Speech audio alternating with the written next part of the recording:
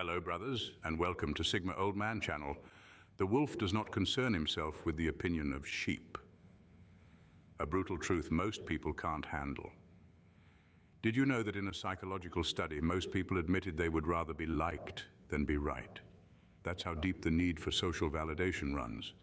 But here's where things get interesting. Sigma males don't care about being liked, and that makes them public enemy number one. You see, the world thrives on people who play the game, smiling when they don't mean it, nodding when they disagree, and bending just to fit in. But you walk through life like a ghost, unmoved by trends, untouched by peer pressure, and completely uninterested in the nonsense that keeps others up at night. That scares them. It makes them uncomfortable. And worst of all, it makes them hate you. Not because you did anything wrong, but because your very existence reminds them of everything they wish they could be: independent, untouchable, and free. So buckle up, because today we're exposing the real reason why your ability to mind your own business makes people despise you. And trust me, it's not what you think. Number one, you can't be controlled, and that's the ultimate threat. People love control. They crave it, they fight for it, and they lose their minds when they can't have it. The moment they realize they have zero influence over you, their frustration turns into resentment. You don't seek their approval. You don't react to their opinions, and worst of all, you don't even acknowledge their power games. That's a nightmare for anyone who thrives on manipulation. Most people can be guilt-tripped, pressured, or emotionally swayed into compliance. Society is built on this. Employers expect blind obedience, social groups demand conformity, and even friends and family use emotional strings to keep people in line. But when you refuse to play along, when you walk away without hesitation, they're left standing there powerless. That kind of independence is terrifying. Your unpredictability is another problem. People like patterns. They want to know how you'll react, what you'll say, how to push your buttons. But you give them nothing. You operate on your own time, by your own logic, and never out of obligation. That makes you an outlier, uncontrollable, untamed, and impossible to pin down. Even worse, your existence exposes the illusion of control they have over others. They see how effortlessly you break free from the expectations that trap them, and it makes them question everything. They could be free too, but that would require them to let go of their crutches, validation, status, and the need to be liked. That's too much to handle, so instead of learning from you, they resent you. You're not hated because you're doing anything wrong. You're hated because you refuse to be owned. And in a world where control is everything, a man who answers to no one is the ultimate threat. Number two, you're proof that independence is possible. People don't just fear independence, they fear what it reveals about their own lives. Most people are tied to something: a job they hate but can't leave, a relationship that drains them but feels safe, or a group identity that tells them what to think so they never have to decide for themselves. They convince themselves that this is just how life works, that freedom is a fantasy. Then you show up living proof that it's not. You don't just talk about independence, you embody it. You move on your own terms, make decisions without seeking approval, and refuse to be trapped by expectations. You don't need constant reassurance, a social group to validate you, or a job that owns your soul. And that terrifies people, because if you can do it, what's stopping them? Nothing except their own fear. Your existence forces them to confront an uncomfortable truth. They've built their lives around invisible chains. They've been told that security matters more than freedom, that fitting in is more important than standing alone. But deep down, they know they've traded independence for comfort. And instead of breaking free, they direct their resentment toward you. It's easier for them to hate you than to admit they could be like you. Because if they admitted that, they'd have to face the reality that the only thing keeping them trapped is their own mindset. You didn't just escape the system, you never let it own you in the first place. And that's why they despise you. Number three, your focus exposes their lack of direction. Most people drift through life constantly chasing the next distraction. Social media, gossip, meaningless arguments, anything to avoid facing the uncomfortable truth that they have no real direction. They fill their time with noise, mistaking busyness for progress. But deep down, they know they're running in circles. Then there's you, relentless, disciplined, moving with precision towards something bigger. And that makes them uncomfortable. Your focus is a mirror they don't want to look into. It reminds them that they're not putting in the work, that they're wasting time, that their so-called busy life is just an elaborate form of procrastination. They could be building something, mastering a skill, or chasing a goal with the same intensity you do, but they don't.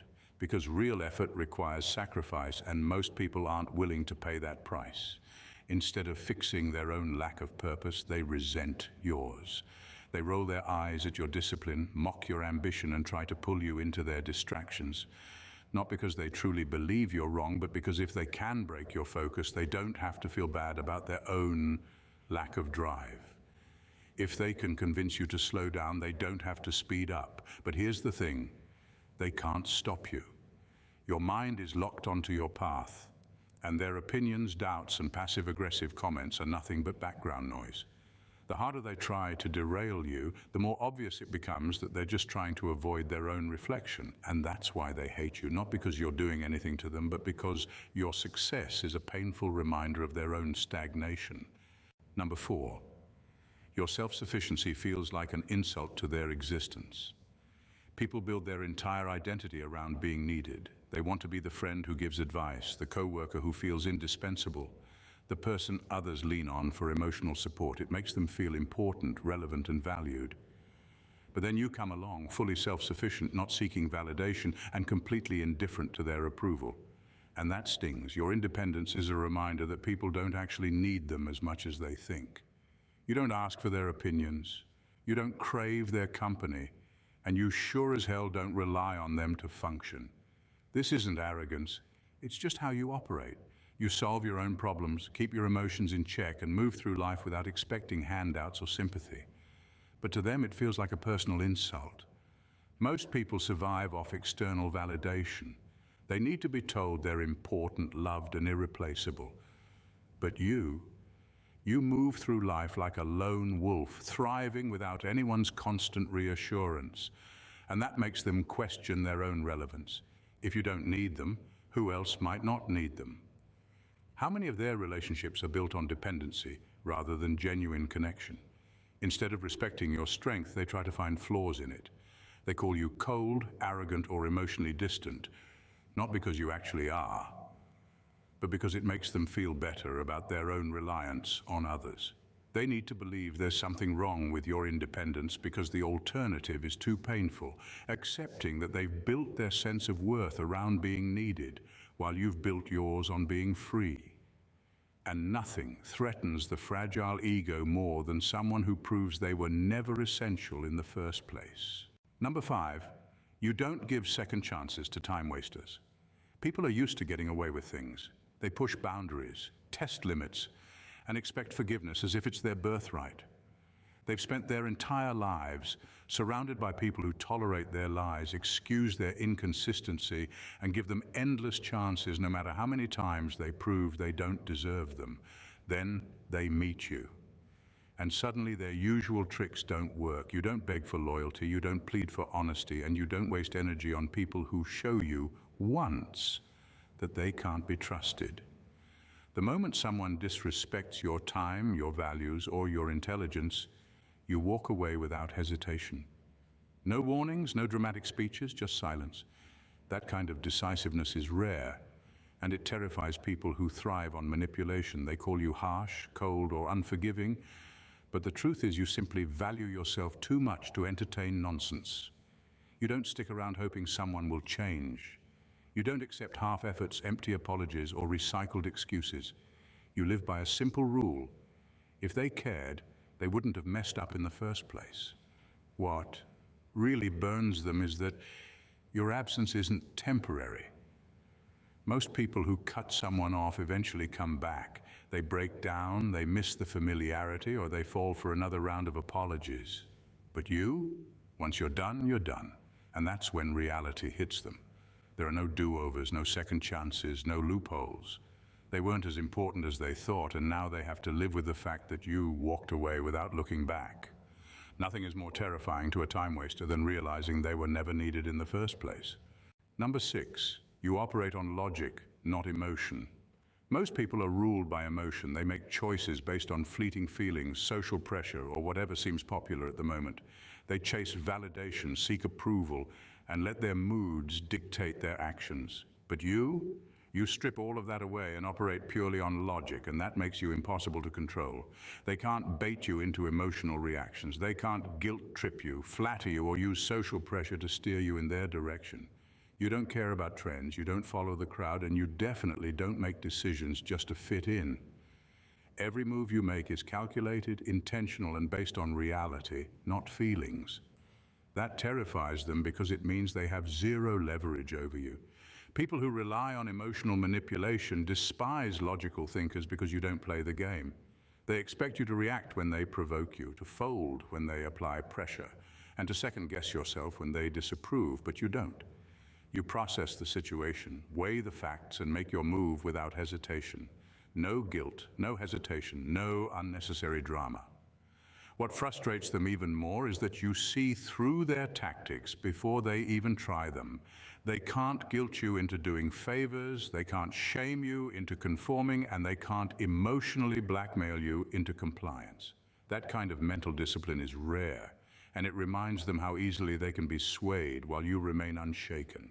They don't just hate you because you're logical. They hate you because your existence proves they've been letting emotions, peer pressure, and fear control their lives. And the worst part? They know deep down that if they had your mindset, they'd be unstoppable too. But instead of learning from you, they resent you. Number 7, your privacy makes you untouchable.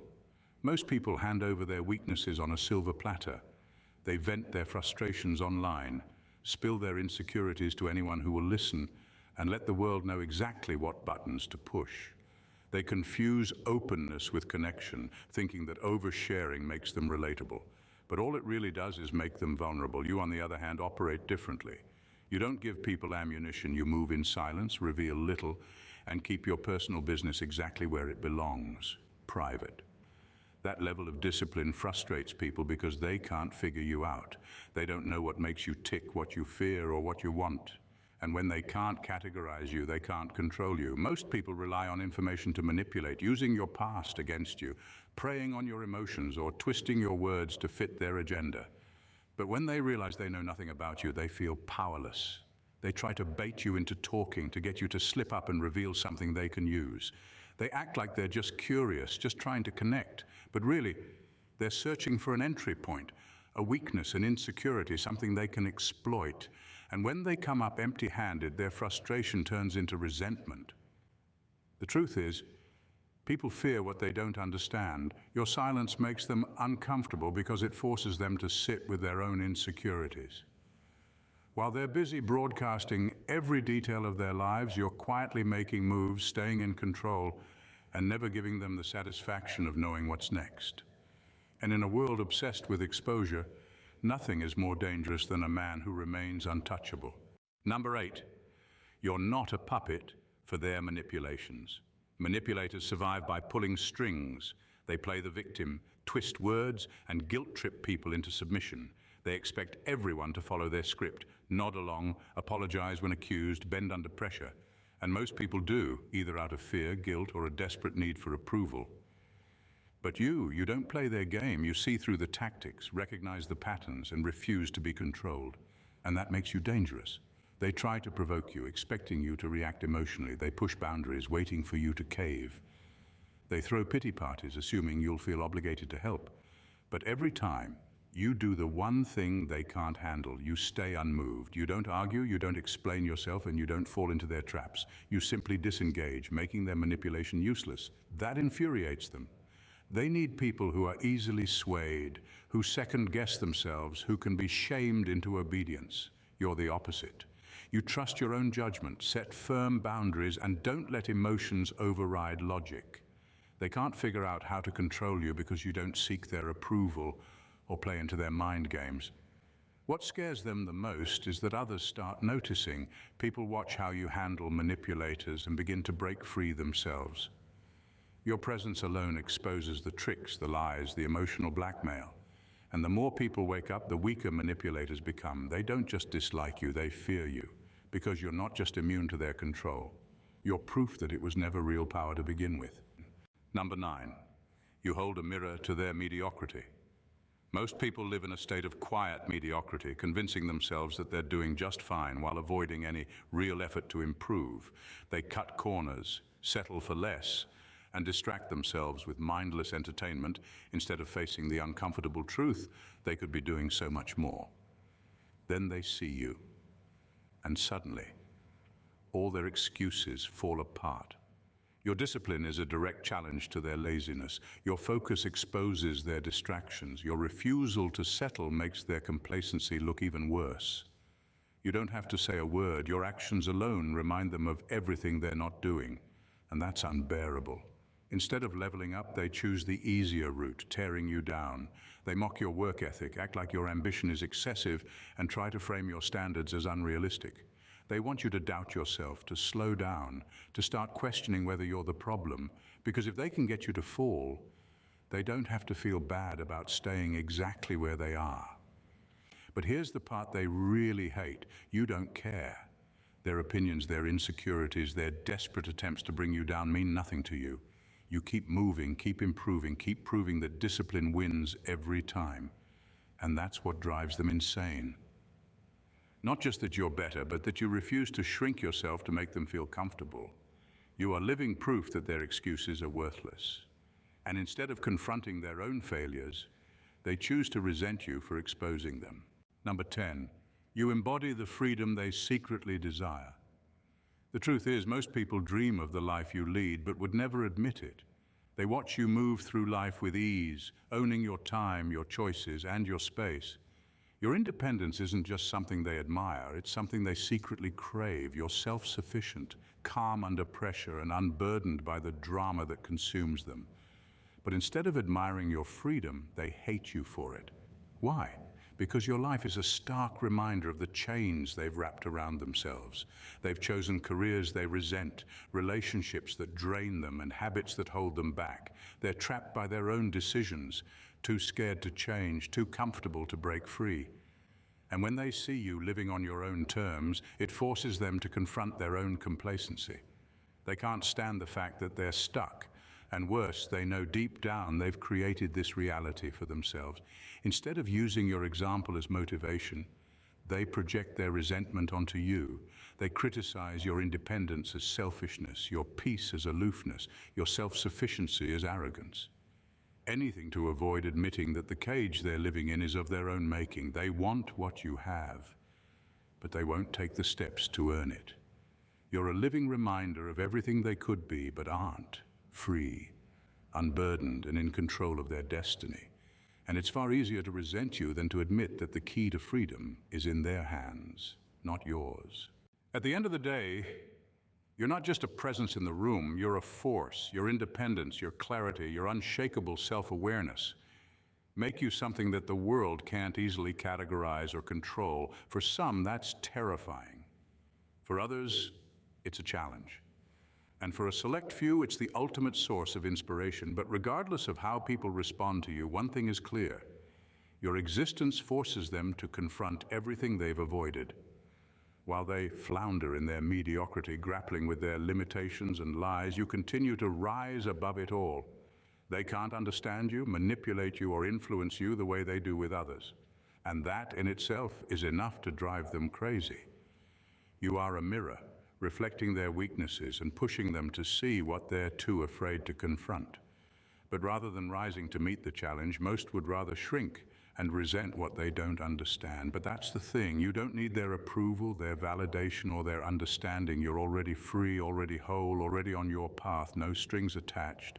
And in that lies your power. So let them hate, let them talk, let them project their insecurities onto you. The more they try to bring you down, the higher you rise. Your existence is proof that it's possible to live on your terms with no compromises, no apologies. And that's the greatest form of success anyone could ever achieve. If you've made it this far, you're clearly someone who values real talk and authentic thinking. If that resonated with you, don't forget to subscribe to the channel because there's a lot more where that came from. Hit the like button. If you're all about living life on your terms, and share this with anyone who needs a little wake-up call. Drop a comment below and let's hear your thoughts. What's one thing you do that sets you apart from the crowd? Stay tuned, stay real, and keep breaking free from the ordinary. Bye for now, and see you in the next video.